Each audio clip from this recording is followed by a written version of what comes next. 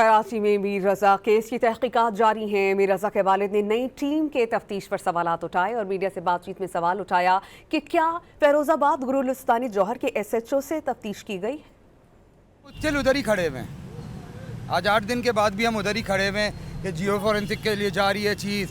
अब मोबाइल गया है, इन्वेस्टिगेशन क्या हुई है, वो ऑल्टो का कहाँ है, वो मोटरसाइकिल बाइक किधर है, वो रात में 3:30 बजे बाइक आई है वो कहाँ है, जो सामने मोबाइल खड़ी हुई थी वो कहाँ है। मेरा सवाल इनसे ये है, नई इन्वेस्टिगेशन टीम से भी, क्या आपने फिरोजाबाद SHO, गुलिस्तान जौहर SHO, DSP समीउल्लाह, इन लोगों को वर्दी सस्पेंड करके आपने इन्वेस्टिगेशन की है इन लोगों से कि क्यों टेम्परिंग की आपने 12 दिन तक?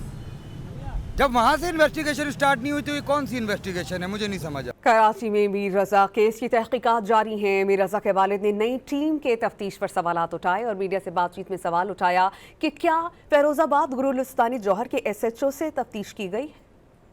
चल उधर ही खड़े हुए हैं, आज 8 दिन के बाद भी हम उधर ही खड़े हुए हैं कि जियो फॉरेंसिक के लिए जा रही है चीज़।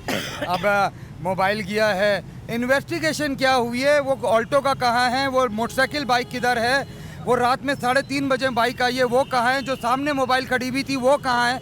मेरा सवाल इनसे ये है, नई इन्वेस्टिगेशन टीम से भी, क्या आपने फिरोजाबाद SHO, गुलिस्तान जौहर SHO, DSP समीउल्लाह, इन लोगों को वर्दी सस्पेंड करके आपने इन्वेस्टिगेशन की है इन लोगों से कि क्यों टेम्परिंग की आपने 12 दिन तक? जब वहाँ से इन्वेस्टिगेशन स्टार्ट नहीं हुई तो ये कौन सी इन्वेस्टिगेशन है, मुझे नहीं समझा।